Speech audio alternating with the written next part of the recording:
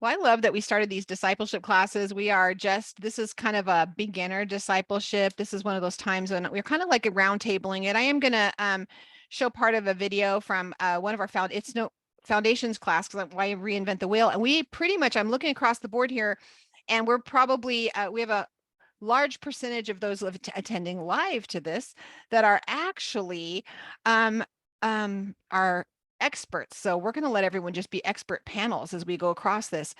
And so I'm going to just show a little bit of this, and then I'm going to love to hear all of you hopping in and talking about this, because I'm just going to be fully transparent. I still struggle with this. And so you'll see what I'm talking about here. Here we go. By the way, this and all of these calls are did I share my sound? Probably not. That's what happens every time. Share your screen and your sound. There you go. I don't need this, but I need this. There we go. Hello, ladies. Welcome to the Foundations call, our first one. I am going to give you a little bit of history about me, and then you guys know I'm going to dive speed into our this up, subject right? a little bit. So And we have time for fast. questions. That's kind of planned into this. And Don't tell Misty. I really want you to feel like you can ask anything. It doesn't matter what it is. And do not let the enemy make you think it's a dumb question, because there is no dumb question. Because we all need to learn. There are things I'm going to learn doing this, things I'm going to learn studying that I'm really excited about. Some of the questions I've already received have been really awesome, and I'm looking forward to diving into those subjects a lot deeper. And I'm going to just give you kind of the foundation of who I am and what perspective I'm coming from, so that when you ask your questions and I go, you know what, I really don't know, because I will tell you if I don't know. And whenever I say, I don't really know, I'm going to get some opinions from people who do know. Okay. So I'm learning the same. So I just appreciate everybody and your willingness to participate and be here. My name is Misty Harbor. I have been walking this walk for about 12 years now. And I want to give you kind of a history of who I am in my walk, so that you know who labors among you, because I feel that that's important, that I'm not just some stranger coming into your house and going, you should listen to me, because I want you to question everything I say. I want you to research everything that I say. And if you have a different opinion, I want you to come back and tell me, because we're all learning together and we all have things that we can learn. Absolutely. We all have things we can learn. So I am a mom. I have one son who just turned 24 at the beginning of this month. His due date was actually today. So he was 2 weeks early, and he is not walking in the way. His name is Joel Lurch. If you guys would pray for him, I would appreciate that. He has an understanding, and I know it's in there. We just got to get him past the hump. So I met who we know as Jesus back in 1990, and I fell in love with him. I came from an abusive background, and I absolutely fell in love with who he was and how he loved me. So I have always desired to walk in his ways, to have a balance in things.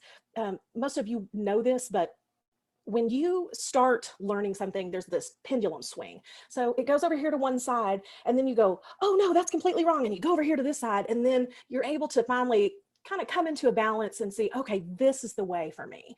And I'm not going to tell you that the way I'm walking is the way you should walk, because I don't believe that. I believe that we all have our own things that we need to search out with him, and to understand according to his spirit and according to our own lives and the people that are around us. Something I might do could be completely offensive to someone that you love, that you want to witness to. So I want you to know, I don't believe you would be here if you didn't already search out the scripture. But I'd want to encourage you to continue. Always, always, always continue. I went to a church. I was in the International Pentecostal Holiness Church, which is not the one that requires you to wear long sleeves, no jewelry, and never cut your hair. That is not the one I was in. It was a more, I don't know the word I want to use here. It was not like that. It was not that conservative. How about that? The greatest thing that I learned in that congregation had to be balance. The balance of, there's always a balance. The other thing that I learned that was great there was leadership. And I am so thankful that I was placed in that place because of that teaching, because of that understanding. I have had success in the world, in my career and things, simply because of what I learned at that congregation. And I'm thankful for that. And I do not despise my beginnings. Despite all the things that we've learned that were lies that we were taught, I do not despise my beginnings. I'm thankful for them because I wouldn't be where I am right now without them. I've had encounters with people who, one person in particular who was walking this walk, and the next thing I know, he's denying Yeshua. And I was like, what is happening right now? And he's like, oh, I'm trying to figure this cat out. And I'm like, oh, I don't think you could have known him. You couldn't have known him if you are trying to figure him out. So that is a pitfall in this walk that I've seen. We had an entire congregation in my city that converted to Orthodox Judaism, and it was a real travesty. And their congregation fell apart, and it's been quite the ordeal. I started going to the congregation that I'm in 2009. And I went and saw Eddie Chumney speak at a Baptist church here in town. And I took 27 pages of notes, and I was blown away. Like they say, it's like that drinking water from a fire hydrant. I could not believe what all I was learning and what I was hearing, and I was overwhelmed. And I took it back to my congregation and spoke with the co-pastor, her name is Sandy, and said, listen, this is what I'm looking into. And she said, oh, that's too much legalism. Well, they're my leaders. I didn't quite have the firm foundation I needed to walk in it yet. So I just said, Father, I'm going to sit this on a shelf. I'm going to put it right here. And when you're ready, whatever that piece is that I'm missing, when you show it to me, I'm going to see it. And I'm looking forward to it because I know it's there. I just don't know what it is. So it wasn't a month later, someone posted a video from 119 Ministries called The Lost Sheep. And that was the piece I was missing. It just blew me away. And I repented and I cried and I prayed. And I was just totally blown away. And I went back to my congregation and basically I was like, I can't stay here if you guys aren't going to observe Shabbat. They were like, what are you talking about? What are you listening to? What have you been learning? And so I kind of gave them some websites that I had been to, and teshuvaministries.net was one of the best. They have a little start here tab that has a lot of videos in it. And that was on a Monday night. The next Sunday, they're like, we need to talk to you after service. And I'm like, oh, great. Here we go. I'm going to get the left foot of fellowship. And she said, we had our first Shabbat yesterday and it was amazing. And I was like, what? And so within 3 weeks, they changed the congregation. We lost 2/3 of the people because when you turn a big ship, it's a hard process. And when you do it quick, you are going to lose some people. So it was a challenge, but it was a great experience. And so we've been learning a lot, a whole lot. I'm going to tell you that, again, I want you to do your own research, but I'm going to tell you that the names that I prefer to use for the Father, I will say the Father, I'll say the Holy One, I will say Yehovah. And for Yeshua, I like Yeshua. Sometimes I'll say Jesus because I love Charlie's statement about he doesn't have an identity crisis. I think that's wonderful. So I may do that. But today, what I want to talk to you about today is, what do we call ourselves? I think this is kind of a foundational, I don't know what to say when somebody says, oh, so you're a Jew? It's I get it a lot. I have a friend who was raised in a home where his mother was Catholic and his father was Jewish, and his family is actually full of rabbis. And we had a conversation on the phone one day, and he said, so you're a Jew now? And I was like, no. And he said, oh, so you're a Christian? I said, no. And he said, you have to be one. I said, no, I don't. And so it's been a challenge to keep people understanding. And so I want to talk about some of the things that we have been taught, and things that we may have called ourselves that have caused issues. One of the things, I'm going to start with Hebrew roots because that seems to be the most common. Hebrew roots has gotten a really bad name.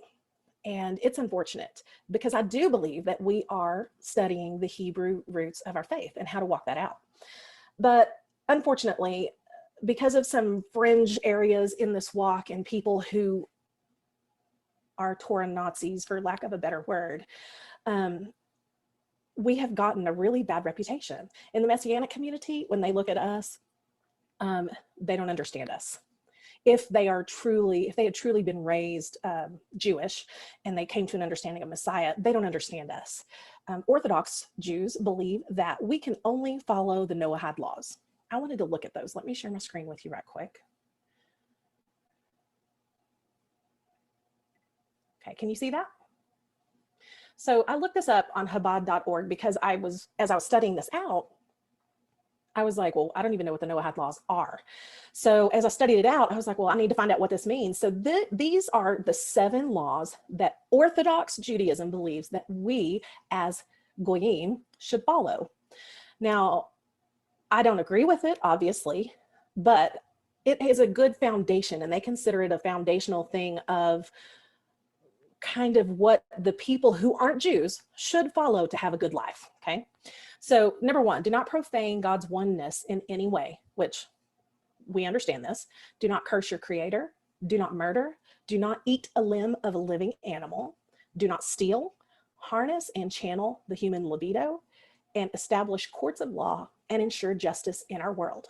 So those are the 7 things that the Orthodox Jews believe that we should follow. Now, I don't know if you know this, but Judaism is just as factioned as Christianity is. There are so many different things. My friend that I was telling you about earlier, he was in a congregation in our city that's considered Reformed, and their rabbi was a woman, and she supported abortion. And it blew my mind. I didn't understand how they could have such a value for life. I mean, we even saw that on the 7 Noahide laws, how they could have such a value for life and then be okay with that. I had a difficult time understanding that. But you have to be aware that there are just as many factions in Judaism as there were in Christianity. And so it is a challenge to know who to turn to, who to listen to. You really have to be dependent on the Spirit, because without the Spirit, you can't really understand the instructions anyway. So it's really important that you have the Spirit and ask the Spirit to help you. That's what they're there for. That's what the Spirit is there for. The Spirit is our helper, to come along beside us, to gird us up, and to help us in this learning situation that we're in, because we're learning every day. It's not a one-time thing, and it's not oh, I've got it. I mean, you guys know it does not happen like that. So the other term that I've heard used is calling ourselves messianic. I don't agree with that personally, because messianic is really someone who was brought up Jewish and came to know Yeshua as Messiah. So I don't consider myself messianic. One of the others is Torah observant.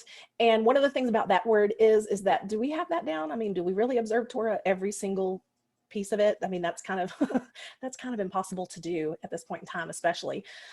So the one that I kind of like is Torah pursuant, because I'm pursuing that life. I want to pursue his ways, his instructions, and follow them to the best of my ability.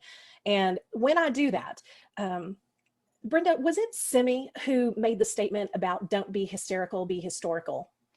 It was either Simi or it was Gail. Gail, was that you? It sounds like something Gail would say. And by the way, I really It wasn't agree. me. It wasn't you? It wasn't you. It must have been Simi. You're off the hook then. It must have been Simi. I really like that, though. I like your explanation of Torah pursuant. I really like that. Thank you. Thank you. Mm-hmm. So I took that, when that statement was made, I believe it was Simi who said it, don't be hysterical, be historical. Well, when I heard that, what I heard was, we are to be living epistles. We are to be able to be read by men. So if we're going to do that, then we are his Torah cul. So we need to be, let me put it that way. We're never going to be perfect. We're never going to have all our emotions under control and in line all the time, but we need to be examples. We need to be that witness to people. So instead of being hysterical and losing our minds over things and causing factions, causing division, bringing dissension into whatever place you're in, whatever that is. We talked about that on the Torah portion on Friday. It's up to you to be his Torah kul, one that can be read of men so that they are drawn to him. We are supposed to be provoking Judah to jealousy. And what has happened with Hebrew roots, that term specifically, is Hebrew roots people have come in and tried to tell the Jews, you're doing it all wrong. Okay, they're not going to take that very well. And so we don't want to do that. I don't agree personally with everything that the Jews do. I don't. And I asked the Father to help me to be understanding. But my biggest thing was when I was in the church, in the Christian church, I was not following tradition then either. And so I didn't want to go from discovering the roots of my faith into more tradition. And so there are some things that are valuable and precious about the things that the Jewish people do. And I am learning more and more about that. And so if you do those things and you're a part of those things, keep it up. Be a part of it. Enjoy it. Let it enrich your life. Because if he's led you to it, there's a reason. There's something you're going to learn from it, or there's going to be a witness that you're going to be for someone else through that. So how did we get to the place where we're like, oh, I really should be studying the roots of my faith and doing what Yeshua did? How did we get here? Well, I believe it's prophetic, absolutely prophetic. And we're going to read first Jeremiah 16:19. Most of you are going to be very familiar with this scripture. It is a famous one in this walk. And I read out of the Scriptures 2009 version, in case you wonder what I'm reading and why I'm saying what I'm saying. Okay, Jeremiah 16:19 says, O Yehovah, my strength and my stronghold and my refuge, in the day of distress, the nations shall come to you from the ends of the earth and say, our fathers have inherited only falsehood, futility, and there is no value in them. That is a big one. We inherited a lot of lies. And it was because it was passed down generation to generation. It was part of that seminary teaching, you know, that a lot of pastors received. And it's just passed down and passed down and passed down rather than an understanding. So that's a big one. Let's read Isaiah 60, 1-7.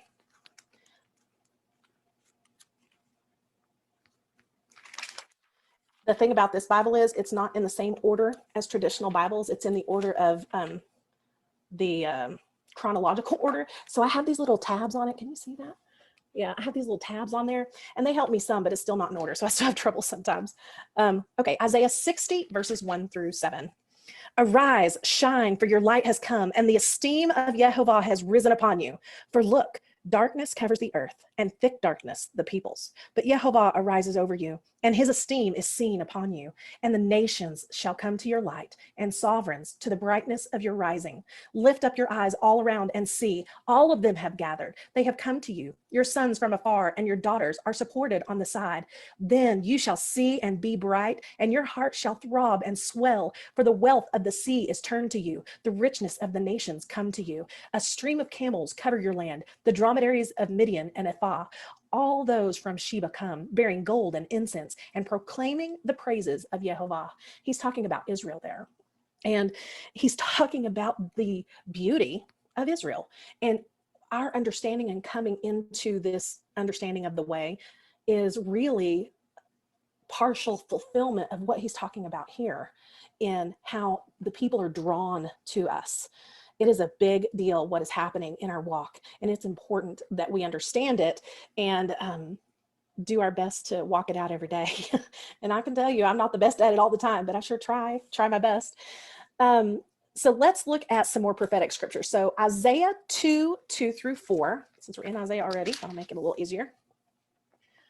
And this is talking about how we have been called to Zion and to his Torah. That's what we're talking about in these next two passages of scripture. Isaiah 2:2-4. And it shall be in the latter days that the mountain of the house of Yehovah is established on the top of the mountains and shall be exalted above the hills, and all nations shall flow to it. And many people shall come and say, come, let us go up to the mountain of Yehovah, to the house of the Elohim of Yaakov, and let him teach us his ways, and let us walk in his paths. For out of Zion comes forth the Torah and the word of Yehovah from Jerusalem. And he shall judge between the nations, and shall reprove many peoples, and they shall beat their swords into plowshares, and their spears into pruning hooks. Nations shall not lift up sword against nation, neither teach battle anymore. So it's talking about basically bringing peace. This return and this understanding of Torah and the desire of the nations to come to Zion is about bringing peace to the world. Did you know you're a peacemaker?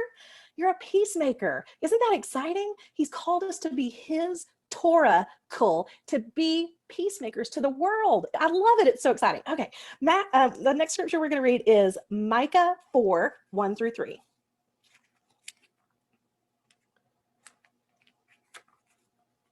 Maybe.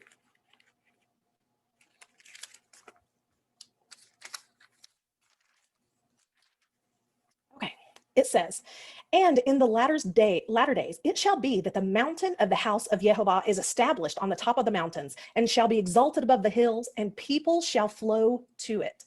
And many nations shall come and say, come, let us go up to the mountain of Jehovah, to the house of the Elohim of Yaakov, and let him teach us his ways, and let us walk in his paths. For out of Zion comes forth the Torah and the word of Jehovah from Jerusalem. And he shall judge among the many people and reprove strong nations afar off. They shall beat their swords into plowshares and their spears into pruning hooks. Nations shall not lift up sword against nation, neither teach battle anymore. I'm so excited about that. It makes me so happy. I can't even tell you. So, this is the conclusion that I came to about kind of the whole, well, you know, what do we call ourselves? Have any of you seen the Way documentary? It's really great. If you haven't seen it, I definitely recommend that you watch it. It has a lot of teachers who are pursuing Torah and a lot of just individuals even. It's just really, really good and enlightening. I definitely recommend that you watch that. So that's what we're going to talk about just a little bit. We're going to read Acts chapter 9. Verses 1 and 2. We're going to read several things in Acts. If you want to put your finger there, we'll come back to it here in just a minute also. But we're going to read chapter 9, verses 1 and 2 first. But Shaul, still breathing threats and murder against the taught ones of the master, having come to the high priest, asked from him letters to the congregations of Damascus, so that if he found any who were of the way, whether men or women, to bring them bound to Jerusalem. So I remember reading that forever ago, and I was like, oh, that's really interesting. It was called The Way. That's interesting. So, of course, I had to go a little nerdy, Brenda. I had to go back and look. So I went and I looked at the Greek lexicon on this, where it says The Way. And it pointed me back, of course, to derech. And that is a way. It's a walk, a way, a path. So, of course, I wanted to see, well, where is it mentioned first? Because we need to know that. It's important. So look at Genesis chapter 3, verse number 24. It says, and he drove the man out, and he placed cherubim at the east of the Garden of Eden, and a flaming sword which turned every way to guard the way of the tree of life. And I thought, how interesting that he was guarding the way of the tree of life. Now, of course, when you read that, initially your first thought is the path, the road that takes you to the tree of life. Okay, but why can't it be spiritual as well? It can be spiritual as well. The way to the tree of life is being watched over because, you know, we're man and it's what we do. We kind of mess things up and we don't trust the plan and we forget what his plan is for us and we walk outside of it. And then we realize, oh, maybe that wasn't such a good idea. Let me go back. So I just thought it was interesting that was the same word and it tied it to the Septuagint. I thought it was very interesting. Okay, let's go back to Acts. We're going to read chapter 19, verses 9 and 23.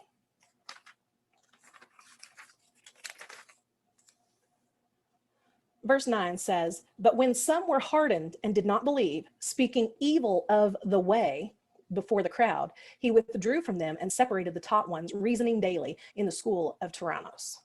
Again, it's referred to as the way. 23. And about that time, there came to be a great commotion about the way. So they were even stirring up trouble back then. Okay, so this is nothing new. People saying that you're in a cult, all of that kind of stuff, it's not new. There is nothing new under the sun. It's all happened before. So just remember that when you're fighting that battle and in the midst of it and in the face of it, because it can be a challenge. I have fought that challenge in my own family, so I understand. So let's look at Acts chapter 22, verse 4. it says, who persecuted this way to the death, binding and delivering up into prisons both men and women. Are you seeing a pattern? Let's look at chapter 24, verses 14 and 22. Verse 14 says, and this I confess to you, that according to the way, which they call a sect, so I worship the Elohim of my fathers, believing all that has been written in the Torah and in the prophets. Now, if that is not a concise description of what we're doing, I don't know what is. I'm going to read it again. And this I confess to you, that according to the way, which they call a sect, so I worship the Elohim of my fathers, believing all that has been written in the Torah and in the prophets. So basically, it's saying from Genesis to Revelation, this is what I'm doing. I'm following my Elohim, because from Genesis to Revelation is the entire book of instruction. That's what Torah means. So let's read one last verse, and it's verse number 22. And having heard this, having known more exactly about the way, Felix put them off, saying, when Lysias, the commander, comes down, I shall decide your case. So how many times were they called Christians in the word? I think it's only referred to one time, and they weren't calling themselves that. They were being called that. It says they were called Christians first at Antioch. And that is not, obviously we know that's not what we want to call ourselves, but there is, in my opinion, in this book of Acts, a lot of confirmation that even then it was called the way. And so a lot of times when I get asked, I'm like, yes, I follow the word from Genesis to Revelation because it's the way of Yeshua. So it's a not always complete and comprehensive. And if they aren't any kind of a follower, they're probably not going to understand that. But if they have any idea what the word is about, then it's going to be a little bit more convincing, I guess. Okay. So let's open up for a minute here. I want to hear from you. Let me hear from some of my seasons girl. I saw Sombra had in the message, she had said that she says that she's Jesus was a Jew, so I lived like he did. Sombra, when people ask you, so what are you? What are you? What do you say? I actually don't have a problem with using the word messianic. So I find that's easiest for me to just say that. However, most people don't understand what that means. And so then I follow up with Jesus was a Jew, so I lived like he did. And then if the person is even remotely interested, they'll ask questions. And I'll just say that means I keep Sabbath on the seventh day, not on Sunday. And I keep Passover, and I don't keep Christmas, and I don't keep Easter. And that's usually enough for like that first conversation. They're not interested in any more than that. Yeah. Yeah, that's good. I like that. So when I say, if I tell someone, I'm messianic, they usually will be like, you're a Masonic lodge, like what Masonic lodge? So then they get all confused. So I'm like, no, never mind. You know. So yeah, and it's well, it's crazy here. Yeah. So that happened. So yeah, I like that. And usually when they're like, well, what does that all mean? I think is a good thing to say a lot that I use often is, it's kind of more than a 5-minute conversation. So if you're really interested, let's plan a chat. Let's go have coffee, and I'll love to talk to you about it. But it kind of minimizes everything if I just like try to put it all in, it's more than a 5-minute conversation. So, or a chat or something. And I try really hard to say, this is what I do, instead of point a finger saying, this is what you should do. Mhm. I really, really moved away from the finger pointing. I'm not interested in telling anybody else how they should walk out their walk. I have no problems telling what I do, but I'm not interested in telling people how they should do it anymore. What changed? Let me just turn off my stove. What changed? I think I learned how to love more. And I learned that there's no such thing as arguing somebody into the kingdom. I learned that you catch more flies with honey than you do with vinegar. I learned that people aren't ready. And if they're ready, they'll ask. And I just need to be open and available. But also, I think I learned that there's 12 tribes, and those 12 tribes got 12 different blessings. And they weren't meant to be clones of each other.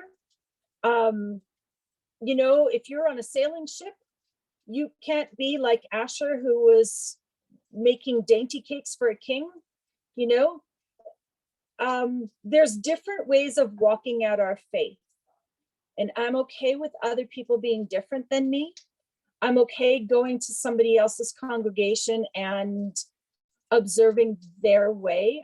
You know, it's hard not to say Jehovah because that's my habit, but I try to be respectful and not say it if that's not their culture in their congregation. If I get invited for somebody else's Sukkot on a different day than me, I will go because I want the fellowship.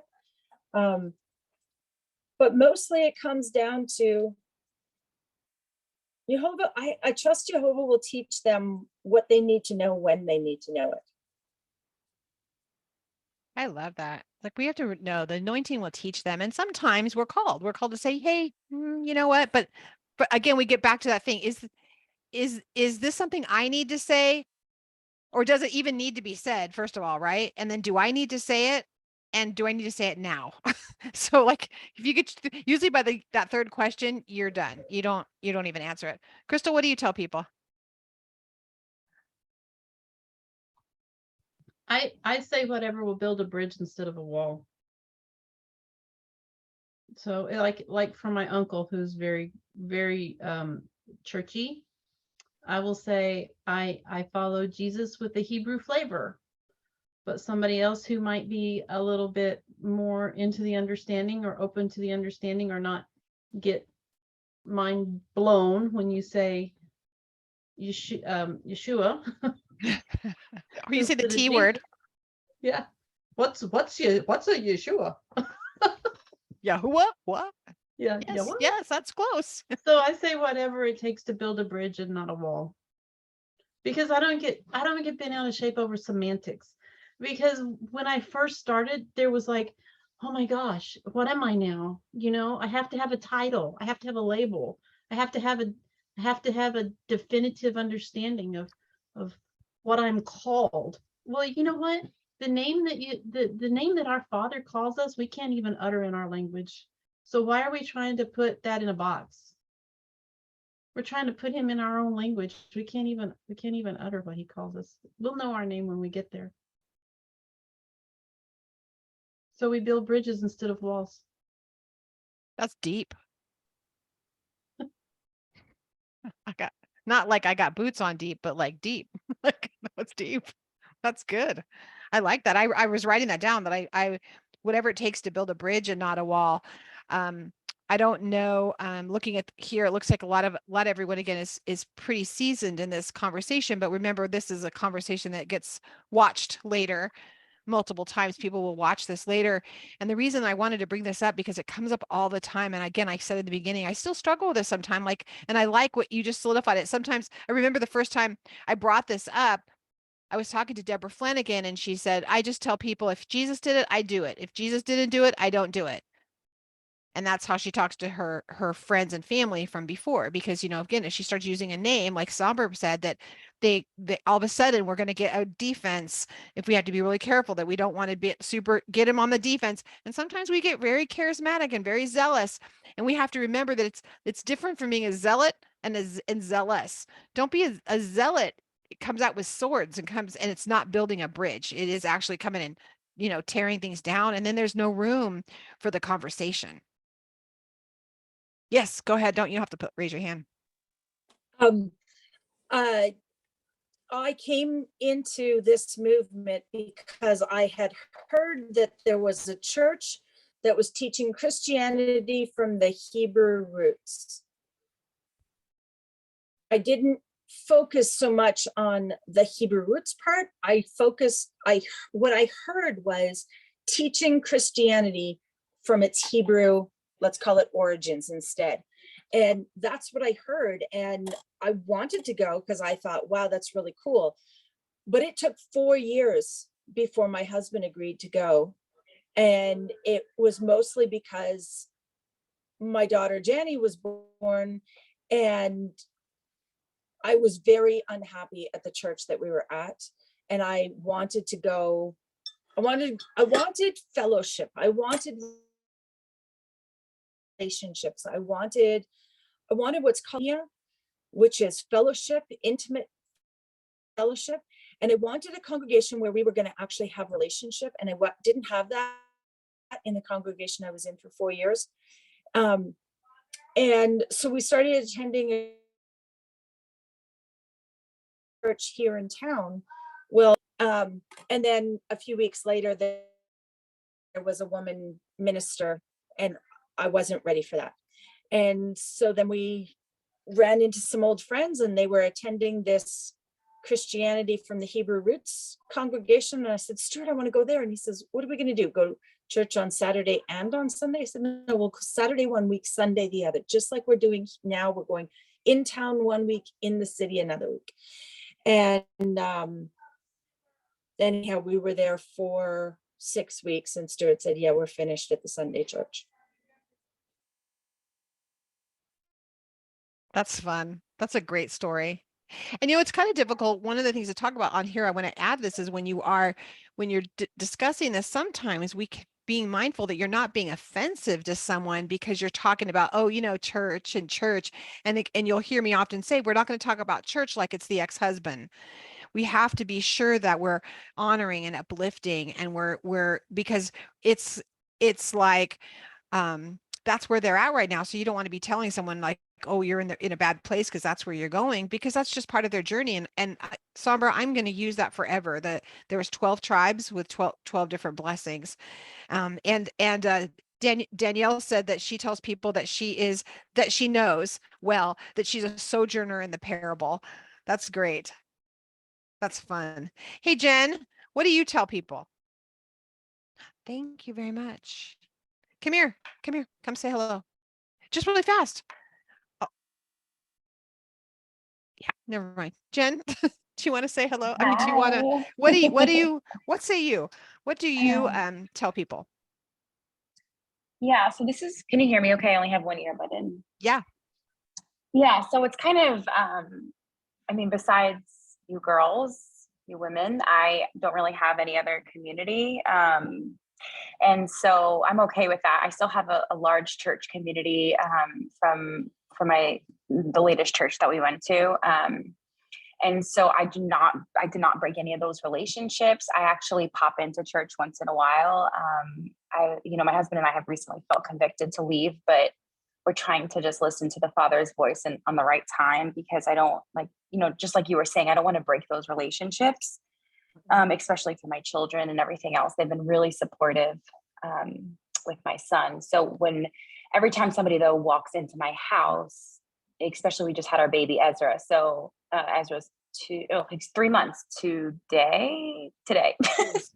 Wow. So yeah, so they come to visit, and meal trains and everything else, and they always say, "Are you Jewish?" Like they're very confused, or they think that maybe I have like somebody in my family's Jewish. And so then they start asking, but I am part of 2 Bible groups, Bible studies there. And so they do know that I'm always the person like giving them a little bit extra what that actually means. And so I do feel like the Father called me there for that reason, to kind of help them with, okay, what does this mean in context? And it's not just a therapy session. Let's like actually dive deep into scripture. And I feel like that's where, because, I was in that church where I knew I was almost ready to start, I was discipling women and everything else. And now I'm here and I'm not, I'm just literally listening to absorbing everything. And so when somebody asks, I like this, I forgot who said it and I apologize for forgetting, but I really liked it. It said, whoever you're talking to, you kind of adjust what you're saying. Just like, if I'm talking to somebody from church, I'm not, that doesn't know me that well. I'm not going to throw in like Yeshua, because just like you were saying before, But if I have my best friend who knows that I've been doing Shabbat and everything else, and she sees my chalkboard wall and everything, I'm not going to hold back by calling him Yeshua because it's natural to me, Mhm. So I've just kind of been feeling it out to not burn bridges, but at the same time, be true and just really listen to the Father. Yeah, that's good. So And that's kind of where I I'm hope at. whoever's listening feels encouraged by this, because sometimes I've heard someone being told, well, you're compromising then. Well, you're not compromising, you're being sensitive. You're being sensitive, and like Crystal was saying, is that you want to build this bridge. You don't want to build walls up. You don't want to burn things down. You want to build the walls up and not burn things down. And being sensitive to that, like Somber was saying, she doesn't necessarily say Yahovah or she doesn't say things certain ways, because and as they get comfortable with you, yes, you can start doing that. But right off the bat, I have to be honest, because even myself, when someone comes at me and that's what they're doing, even if they know who I am, I'm even kind of like, okay, Yeah, are you new? Like what?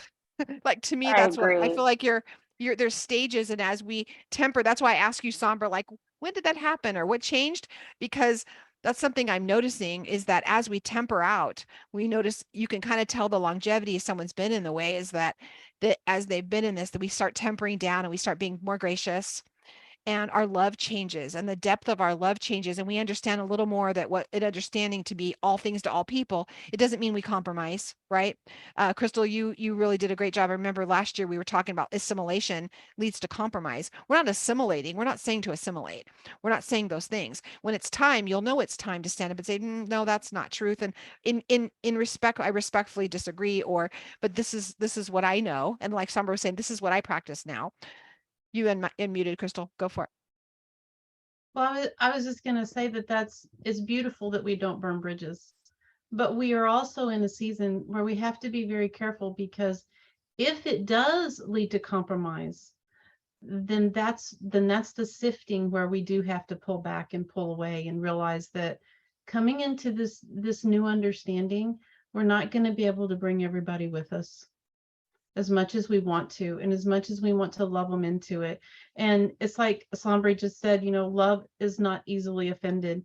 And if we don't walk in offense, and we do show love, and we don't burn bridges, and there's still a sifting, and there's still a pulling away of certain people, we need to let them go. We need to let the Lord do his sifting, and not try to fight against the current. And like Sombre said, you can't force somebody into the understanding. They have to come on their own. And there's going to be a time, especially now, when our name is changed here. We're no longer the traditional Christians, quote unquote. Our name is changing as we change. Mm-hmm. And as we change and our name changes, so does our sphere of influence. Right. So does our friends, and so does the flavor of our community. Right. I think there's some good tips that we've brought here today, because we're talking about being, I think, knowing the room, right? Knowing who's in front of you, who are you talking to, and being sensitive, and have your own, like, this emotional intelligence, that when someone's in front of you and they're asking, oh, who are you? Oh, what are you, Jewish or something? That just take a pause. Like, you don't have to jump in. Maybe you're new and you're so excited. Now all of a sudden you're just gonna like vomit all over everyone about like, yes, and this is what I learned. And I kind of, they're gonna be like, okay, that you just take a step back and be like, well, like, are you a Christian? Well, so you're not a Christian? And you can be like, well, and you're not going to be like, well, at Antioch, this happened. And there, you could get into all that. And then they'd be like, well, she is crazy. We want them to, they want them to hear if so, you can pray about a better way to say that. You're like, I kind of like to say and then you can say, I'm a follower of Jesus, or I'm a disciple. That's what I like to say. And you don't have to make a big proclamation, with a big I'm not a Christian t-shirt on. You can just just be like, what, kind of, I like to make it even better than that. I like to call myself, and then you just tell them that. And you can kind of skirt around it, and you don't have to offend them, and you don't have to get into a discussion that they probably aren't ready to hear anyway. So yeah, Jen. Yeah, Crystal, I actually really like what you said. And I do feel that there is like a balance that I've been learning as I spiritually, I feel like, mature in this walk.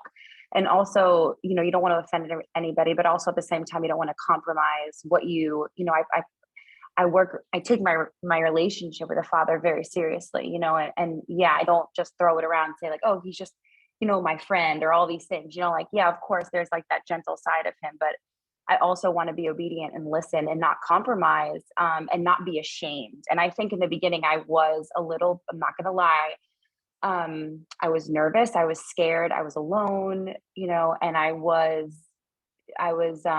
ashamed of truly diving in. And I think a part of that too is my husband and I were at different places. And so although he is Torah pursuant and he is, I mean, praise the Father, he over this past year, he has really led our family like I've never seen, that I never could have even imagined. And, so in the beginning, I was comfortable with my best friend who actually is Torah pursuant, but I would find, yeah, Yeshua. But when I would pray with my husband, like I didn't want to just throw that out there and say all these new names, because I did in my heart feel like I didn't want to leave that, I just prayed about it. And then a few weeks later, he led it in prayer and he was saying, different words that I'd never heard. And he was, reading in Hebrew. And then I felt okay, like not that I was doing it because at that point it wasn't that I was ashamed. I was actually just doing it in ways that, I felt the Father talking to me. And, even 2 weeks ago, I had some friends over for Shabbat.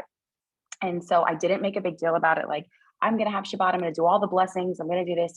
My husband was out of town with family and he took some of my kids. So it was a very quiet house. So I invited some of my girlfriends from church. But when sundown happened, like I had everything in the crock pot. We used paper plates and the tone was different. And they noticed the tone was different. And they said, "Oh, right, Jen, you do Shabbat." And I said, "Yes." And I said, "Would you mind if do you want to do a blessing?" Like, actually, can we go through the whole thing that you do? And they were so receptive and it was beautiful.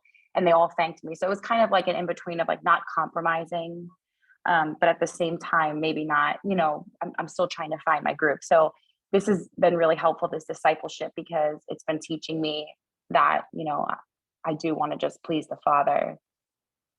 And I do want to, create love at the same time. And it is difficult at times. Thank you for being honest and thank you for sharing that with us. I know, again, I want you to be able to ask questions and I can't tell you how much I appreciate you saying that at first there was a little shame. And I mean, I thought about that. I'm like, did I feel shame? Maybe it's a little embarrassment. Like and now I feel like there's still sometimes when I say I struggle, it's because like, I just don't want to get into it. It's just, I'm just tired. And so there's certain people in my family or whatever. And I'm waiting. I'm like, oh, don't ask. I just don't want to get into this with you, Father, please. And then, but then I know he's probably going to for sure make me do it. But one of the things I'll encourage you in is that exactly what you did, Jen, that is ministry.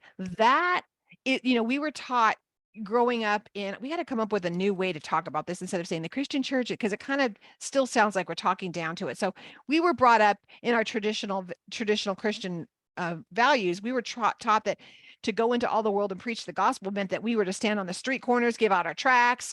We were supposed to like give everybody the ABCs of salvation. Like you knew, and now there's gray area. Like now we don't know what that meant because we don't live back then. What is the way? What did they do? You know what they did? They invited people to their houses. They invited people to their houses and people who sat around their tables, just like what you did, Jen.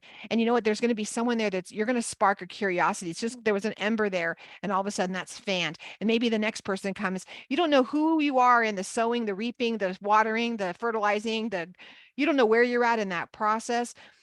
But I know he uses you. We use Miriam as an example all the time. Miriam Stallsworth, her giving bread out to people because she gave out bread to one neighbor next door who was new, and she brought 2 loaves. She brought challah to them. She just makes extra challah. She goes to the bank. She brings challah. She goes somewhere. She brings challah. Everyone knows her now as the bread lady. But because she brings challah everywhere, it actually opens up this communication. And we're like, oh my gosh, what is this for? And then the next door neighbor, she invited them to Shabbat. Well, now, I mean, they have come from full on Nazarene. They're like fully involved in Bet Ami. They've got that. It was a huge transition for them. And this is in a very short period of time from a loaf of bread and bringing them to the table and not apologizing, but not making them feel uncomfortable. Like Jen said, saying, you know what, do you mind? I'm going to go. I just want to show you what we do. So you know what we do. And they went through the prayers and having the husbands pray over the wives and the wives pray over the husbands, praying over the children. Everyone's always in tears when they're sitting around the table because they're like, this is beautiful. Like, why don't we do this? Like, this is beautiful. And then the neighbor next to her down now, did the same thing. Now they have been for the last year, have been meeting around their table every Friday, and it's become like a discipleship table. And it's just about, and they'll talk a little bit about the portion now. Now they do fun things. Now they're all involved in their fellowship. They started coming because they want more. I mean, they're diving into, like, they have been part of Grit now. They're part of the Rooted Cafe. I mean, Crystal, it's just like, and everyone's having babies. So, and then I'll share with you guys, I was doing my little Miriam thing, and I've maybe you've heard this already, but to two neighbors down, brought her a loaf, and she was like, oh, is this challah? You have to show me how to make this. Like, can you come in for a minute? And I was like, oh, I just wanted to drop this at the door. So I walk in, and I don't even think I brushed my hair. I was like, oh dear God, I don't even know what I look like. So I get in the house, I sit down, and I notice that she has a Bible sitting on her coffee table, and she goes and puts the challah in her kitchen. She's saying, you got to teach me how to make this. And she came back and sat back down. She goes, so like, I need to ask you, like, so what do you do? Like, like, I just have some questions. And I heard, and she starts asking me questions about food, like what food should I eat and not eat? Because she goes, I really just feel like there's things in the Bible that I don't know why we don't do them anymore. And that doesn't make sense to me. Like, why do we stop doing these things? And I'm just sitting there like, are you kidding me? Really? You're asking me these questions right now because I brought a loaf of bread. And now they're going to come Friday night too. We were going to have last week, but I ended up not, we had to move things around. So they're coming this Friday night for Shabbat at our house. And a loaf of bread, y'all, just make a loaf of bread. It's just crazy. But I want you to feel confident. And when someone says, well, who are you? Spend some time in that. In business, we'll say you have to come up with your elevator speech. So you're able to say, well, here's who I am and here's what I do. And you can say it really quick in an elevator. And then you have your longer one that you sit and talk to someone. This is kind of what this is. And I know it sounds tacky, but that's kind of how it is. We were at the play group yesterday, and I was talking to the owner about something else. And then I brought up something, and it always comes out of our mouth, right? Because it's who we are. We're going to bring up something random. She's like, oh, she's like, my husband and I are youth pastors at Key Point. And I was like, oh, I had lunch with Pastor Megan. And I think I've shared that story with you guys already about her her husband coming to bring a table I bought. And then we ended up connecting, and she wanted to know, like, I need to know everything Hebrew. Tell me all the things. I still have met with Megan since I've been here. She's like, oh, you're kidding me. Maybe my husband and we can meet with you. And these are the pastors at Key Point Church. It's an ARC church here in Bentonville. So it's kind of funny what God does. And she said, what do you do? And I said, well, you know what? I run women's discipleship ministry, and I teach the Bible from a Hebraic perspective. Because I knew that she was active in her church. And so I didn't know she was a pastor, but I knew that. So I was sensitive. Cindy, I hear ya. Yes, ma'am.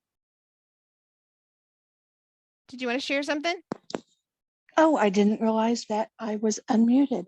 Oh, But I'm actually in a position where I can share something right now. Because I was following and doing the feasts and I did Sukkot a couple of years. A friend of mine saw me doing that and started asking a lot of questions. What is this? What is this? And we had gone to church together back in the Christian church. And she'd always had a lot of the same questions that I had.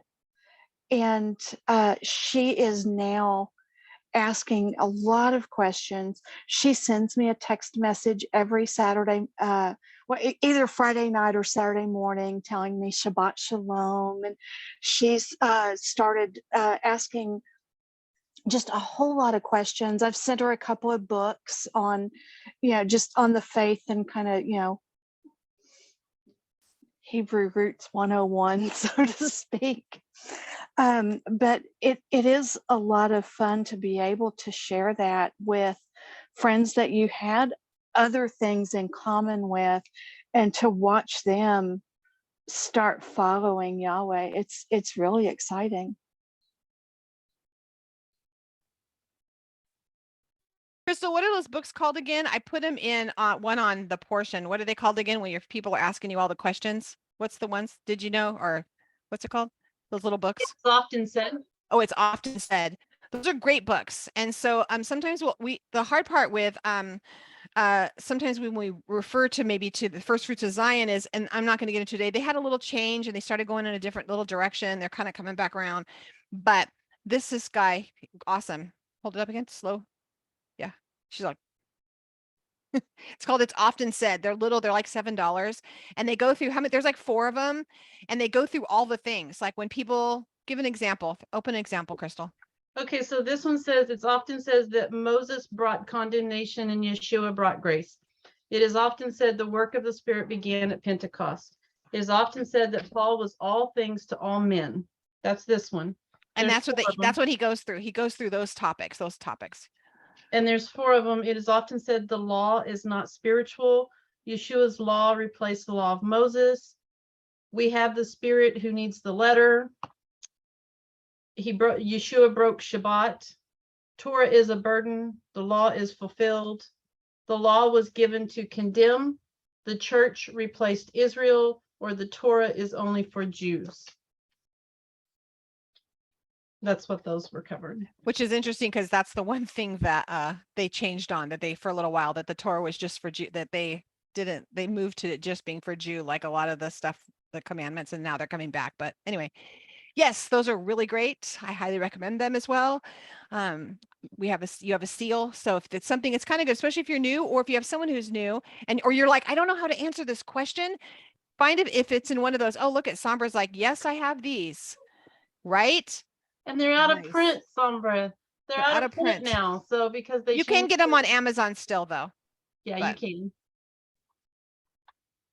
Yay. So there you go. Any last final words, any questions, anything anyone wants to add? Hope that, I mean, it seems simple, but I feel like it's loaded. It was a loaded question because people say, so what are you? And I do have to say that I don't say Christian anymore. I say when I used to practice churchology. When I used to practice churchology. Yeah, I used to practice churchology. Now I practice the Bible. You know what? I love that because that's super respectful. Yeah. Because there's a lot of people who are in the church who would be like, girl, I totally get that. You know, that's good. I'm writing it down. Churchology. You're yeah. And churchology is, the sad thing is there's so many different denominations. And why are there different denominations? Is because this guy puts an emphasis on this particular scripture. And therefore, my church has to be focused on this. Okay, that's great. I'm glad my church is focused on this. It should be that, instead of, oh, you're not saved because you haven't done this. And, those people aren't real Christians. And that's when it comes down to churchology. Yeah. I'm always going to think about, well, the 12 tribes, they all had a different mission. They all had a different blessing. Amen. Yes. Amen. Amen, sister. Anyone else? Any input from anyone? Yes. Was Misty the one, it's Jen, sorry, was Misty the one that said you have to be so like spirit led? Is that what she said? Spirit led in this walk? Yes. And I think that's been backed up kind of everyone. Yeah. You want to just go, and anyone who doesn't know, did I just mess up my little thing here? But you can go in, and this is actually under, in your library. If you go under the, I'm going to share my screen just so you all can see. If you want to go back and watch any of these, we have so much stuff in here, and sometimes it's like reinventing seems silly. She did a whole thing on foundations. Also in our blog, you can look under our blog, therootofcafe.com/blog. Anybody can look in there. That's free to anybody. And Jen Doobie did a great little session on a bunch of foundational videos. It's really cool about being new. But if you look at here, you click on that, here's all the foundation stuff, and it tells you what we're going over. And this is the one we went into. What do I call ourselves? And then I only got us through 30 minutes of it. So there's still 30 minutes. You can go finish watching it, watch the rest of it. But she goes through a lot of different things here. And I think that she's very level-headed on and gracious. And she's going to always err on the side of be led by the Spirit. Yeah. And I hope that you watch them and you have a ton of questions. Hey, Charlie. Yeah, just on that note, I just wanted to add, I like to say, because we have so many different people at different stages and in our own like little fellowships. And I really stress also being spirit led, and I kind of see it as he has his own IDP, individual development plan for each of us. Yes. So something that might might Yes. apply to me might not apply to you. So Yes. we've definitely got our own IDPs out there for all of us. Okay, you're my favorite, Lori. That is so perfect. Yeah, that is so perfect. I definitely my own learning plan, that's genius. Thank you for that. Yeah. Love, love, love it. Sarita, thanks for joining us tonight. Danielle, do you have either one of you have anything to say before we go? You could go, Sarita. It's in the dock. She's in the dock. It was good being here. Thank you. I'm at a parking spot about to take a snooze. I got Okay. moved, so I'm actually in Massachusetts right now, but all of my stuff is in storage in Vermont. So Okay. yay. We need to catch up. Yee. I love it. Yeah. Well, good. Well, blessings, blessings. Be safe. Danielle, do you have anything else you want to add?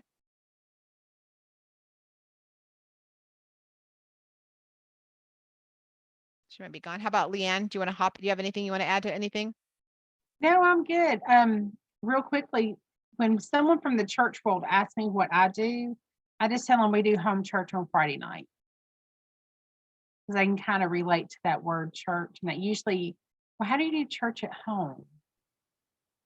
Yeah. Kind Yeah. of leaves us in just a different discussion. I like that. That's a softer entry, right? We do home church on Friday, like Acts Church. We're kind of moving it back to the basics and getting away Exactly. from all the fancy stuff and just bringing fellowship back to home. And people usually will gravitate to that. That's a nice soft entry. I like that. Well, ladies, thank you for taking the time with us. Go in and watch those foundations calls and come up with some good questions. I'm excited. Do we have tough test questions with you next week, Crystal, with you and Valerie? Tough topics? Is that next week? No, I think that's 2 weeks from now. Okay. Okay. 2 The weeks next from now. One of them we're going to be talking about is tithing. And I'm not quite sure about the other. Nobody likes to talk about money, so that's a tough one. Good. I love it. Good. Well, we'll see you all. Blessings, blessings. See you all tomorrow morning for 119, whoever's coming. So blessings. Shalom.